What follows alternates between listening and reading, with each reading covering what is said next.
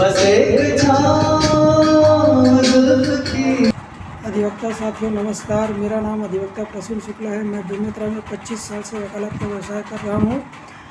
आज हम आपको अधिवक्ता विवेक तिवारी से मिलवाते हैं, जो कल उनसे चर्चा हुई थी, उससे आगे की चर्चा करेंगे। धन्यवाद। जय हिंद, जय भारत, जय छत्तीसगढ़। नमस्कार साथियों, कल के वीडियो में आपने अधिवक्ता विवेक तिवारी से जाना था कि चेक बाउंस होने पर उसके क्या क्या उपचार हैं। आज हम आपको बताने जा रहे हैं उसके आगे के बारे में। तो विवेक तिवारी जी नमस्कार, हमारे यूट्यूब चैनल में आपका स्वागत है। धन्यवाद, बहुत बहुत कल की चर्चा को हम आगे बढ़ाते हैं। जी जी। जैसे आजकल देखने में आ रहा है कि दहेज प्रताड़ना, रेप प्रकरण और परवरिश वाले प्रकरण, 125 के प्रकरण में फर्जी प्रकरण बहुत देखने में सामने आ रहे हैं। जैसे ST एक्ट का भी दुरुपयोग हो रहा है, उसी प्रकार से आजकल ये भी देखने में आ रहा है कि जो चेक बाउंस के केसेस हैं उसमें भी बहुत सारी फर्जी प्रकरण सुनने को मिलते हैं कि कई लोग जो है फर्जी कोरा चेक ले लेते हैं और उसमें अपने मनमाने तरीके से अमाउंट भर के ये कर देते हैं।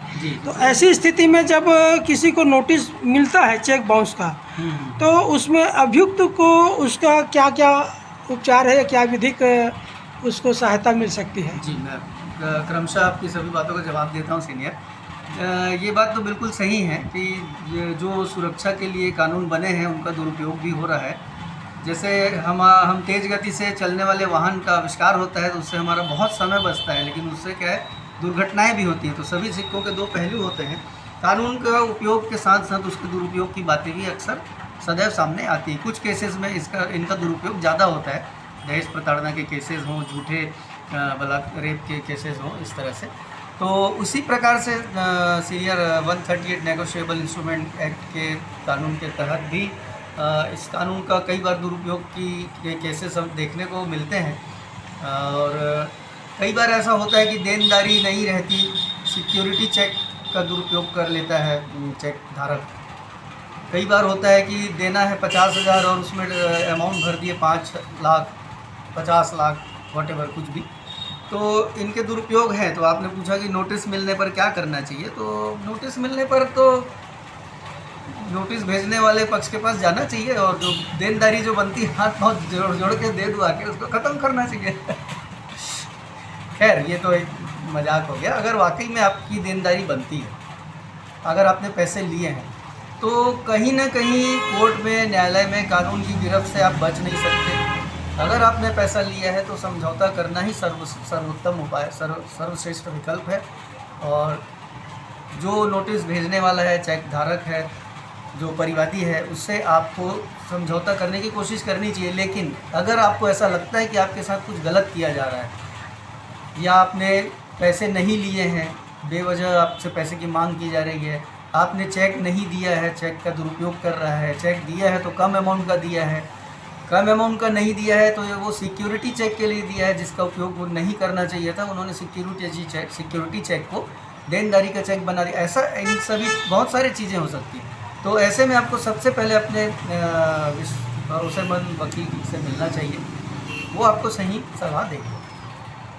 क्वेश्चन और मैं मतलब एक बात मुझे ऐसा लगता है कि रह गई हो शायद। आज हमारा विषय वस्तु था जो चेक बाउंस के केस में जो अभियुक्त है, आपकी वीडियो का विषय वस्तु था, उसमें कुछ चीज़ें और मैं अपनी तरफ से समझता हूँ बता देना चाहिए। कि कोई अभियुक्त ने अगर आपने किसी को कोरा चेक दिया है केवल साइन करके, तो इसमें घबराने की ज़रूरत नहीं है आपको कि उसने अगर ज़्यादा अमाउंट भर दिया है तो आपको ब्लैकमेल कर रहा है, तो आप ये ना सोचें कि आपको पैसे देने ही पड़ेंगे। आप ये मान के चलें कहीं ना कहीं जो चेक का धारक है, जिसने आपका चेक बाउंस कराया है, उसको आपकी देनदारी उसको साबित करनी पड़ेगी कोर्ट में। और बहुत ही आसानी से आप सिद्ध करने का भार, जो बर्डन ऑफ प्रूफ है, कुछ एक माननीय सुप्रीम कोर्ट के, ऑनरेबल सुप्रीम कोर्ट के न्यायाधीश थे, जिनके सहारे, जिनके द्वारा आप सिद्ध करने का भार जो है वो परिवादी के ऊपर डाल सकते हैं। 2022 तक ऐसा नहीं था। एक दो माननीय सुप्रीम कोर्ट के एक जो न्याय दृष्टांत थे उनकी वजह से ऐसा माना जाता था कि अगर आपने चेक दे दिया है और उसमें आपके दस्तखत हैं तो आपकी देनदारी बनती है। लेकिन अब परिस्थितियों में काफ़ी हाल ही में बहुत परिवर्तन आए हैं। ये बात मुझे आवश्यक लगी, तो मैंने सोचा आपके वीडियो के माध्यम से आपके सभी दर्शकों को मैं ये बात पहुंचा दूं। बहुत सारी चीज़ें हैं, जैसे कि 2 अलग अलग इंक अगर यूज़ हुए हैं चेक में, साइन करने में अलग इंक है और अमाउंट भरने में अगर अलग इंक यूज़ हुआ है, वो भी एक आपकी एक्विटल का दोष मुक्ति का एक वो भी एक कारण बन सकता है, वो भी एक सहारा बन सकता है। ऐसे बहुत सारे हैं। सभी चीज़ों में अगर बात करेंगे तो वीडियो लंबी हो जाएगी, तो ये पॉइंट है, मैंने सोचा आवश्यक समझा इस बारे में वीडियो में जिक्र करना। जी जी, कई बार देखने में आता है कि पास्को एक्ट का दुरुपयोग भी होने लगा है। हाँ जी। आप हमारे अधिवक्ता संघ बेमेतरा में पास्को एक्ट के विशेषज्ञ माने जाते हैं, तो इस विषय पर क्या कहना है आपका? देखिए, ये बहुत संवेदनशील विषय है। बच्चों, छोटे बच्चे, अवयस्क बालिकाओं के साथ जो लैंगिक अनाचार होता है उसकी सुरक्षा के लिए कानून है। तो इस विषय में, संवेदनशील विषय में मैं कुछ कहना नहीं चाहूँगा। हाँ, लेकिन इससे बहुत अपराध के आंकड़ों में कमी आई है। साथ ही इसका दुरुपयोग भी होता है, लेकिन एक नाबालिग बालिका की सहमति को भी हम नहीं मान सकते सहमति। जी सर। ये बताइए तिवारी जी कि आजकल जो है जूनियर वकील जो है 5 साल का कोर्स करके आ रहा है, तो पहले के जो वकील आते थे वो 3 साल का कोर्स करके आते थे जी। तो जो 3 साल का कोर्स करके वो अधिवक्ता बने हैं और जो 5 साल के कोर्स करके अधिवक्ता बने हैं, उनके गुणवत्ता में आपको कुछ अंतर महसूस होता है? यार, ऐसा है कि जो 3 साल के भी जो पास आउट आते थे, उसमें भी एक व्यक्ति दूसरे व्यक्ति से, मतलब हर फील्ड में, न केवल वकालत के क्षेत्र में, हर व्यक्ति दूसरे व्यक्ति से भिन्न है और हर व्यक्ति की गुणवत्ता दूसरे व्यक्ति से भिन्न है। तो ऐसे में नो डाउट ये तो है कि 5 साल के कोर्स में बहुत डीप स्टडी होता है और उनको थ्योरेटिकल नॉलेज बहुत ज़्यादा है कानून का। पर निश्चित तौर पर हम ये नहीं कह सकते कि जो 5 साल का कोर्स करके आ रहा है वो 3 साल के कोर्स करने वाले को मात दे देगा। जैसे कि कुछ वर्षों पहले भारत पाकिस्तान के बीच हुआ, एक छोटा उदाहरण दूंगा। अमेरिका का F-16 विमान था जो पाकिस्तान हमारे टेरिटरी में घुस आया था और उसको हमारे फाइटर पायलट्स, जो बहुत पुरानी पद्धति के MiG-21 या इस तरह का कुछ विमान था, उससे उन्होंने उसको धराशायी कर दिया था। जिस समय हमारे फाइटर पायलट अभिनंदन पाकिस्तान की सीमा में गलती से पहुँच, उसी तरह से कई बार 100 सीसी की बाइक में आदमी ज़्यादा राइड कर लेता है 200-250 सीसी की बाइक से। तो ये डिपेंड करता है व्यक्ति के ऊपर। जी जी, पहले ऐसा देखा जाता था तिवारी जी कि जो अनारक्षित वर्ग है वो अधिकतर इंजीनियर, डॉक्टर, सीए बनते थे। लेकिन जब से इन फील्ड में आरक्षण लागू हुआ है महाविद्यालयों में, तब से ये इंजीनियर, डॉक्टर बनना तो कम हो गए हैं। ऐसे वर्ग के लोग अधिकांशतः वकील बन जाते थे। आज से लगभग 70-80 के दशक में ये कहावत थी कि जो अपने जीवन में कुछ नहीं बन सकता, इंजीनियर, डॉक्टर नहीं बन सकता था, सरकारी नौकरी नहीं मिल सकता था, वो क्या करता था, LLB करके काला कोट लगा के वकालत शुरू कर देता था।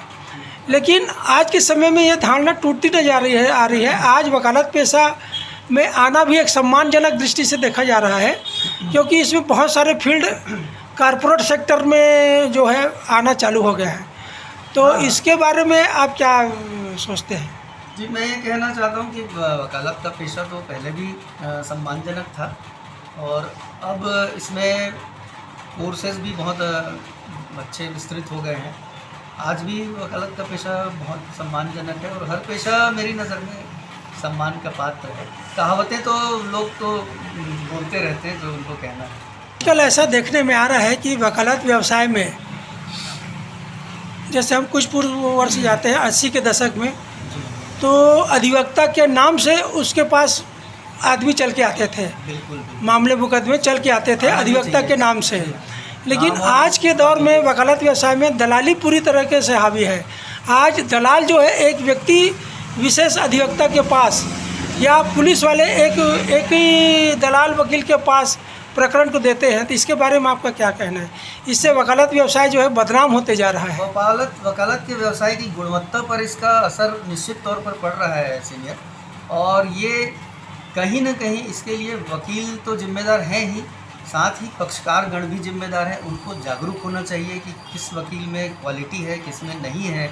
कौन वकील शाम को कोर्ट से आने के बाद अपने अगले दिन के केसेस की तैयारी करता है, और कौन वकील कोर्ट से आने के बाद अगले दिन के केसेस की तैयारी ना करके वो अपने मार्केटिंग फील्ड में जाके अपना प्रचार या जो भी अपने गांव-गांव में एजेंट बैठे हैं उनके पास जाता है, या अपने शिकार के लिए निकलता है कि केसेस हंट के लिए, मतलब केसेस का शिकार। तो उनको वकीलों की गुणवत्ता पर मतलब काम पर भी उनको ध्यान देना चाहिए कि ये नहीं है कि किसी ने कह दिया तो ये देखना चाहिए कि जो सलाह दे रहा है कि इस वकील के पास जाओ, तो इसमें खुद का उसका सलाह देने वाले का कोई निजी हित तो निहित नहीं है। इस बात का विशेष ध्यान रखना चाहिए पक्षकारगण को, क्योंकि ये उनके जीवन का सवाल है। जी, बहुत बहुत धन्यवाद तिवारी जी, आपने महत्वपूर्ण विषय पर हमको और हमारे दर्शकों को जानकारी दिया। इसके लिए आपका ये है। मिलते हैं अगले वीडियो में नए विषय वस्तु के लेकर। बहुत बहुत धन्यवाद। आपके दर्शकों को भी मेरा धन्यवाद, और उन्होंने इतने धैर्य से मुझे सुना हम सबको, इसके लिए धन्यवाद। आप सभी को प्रणाम।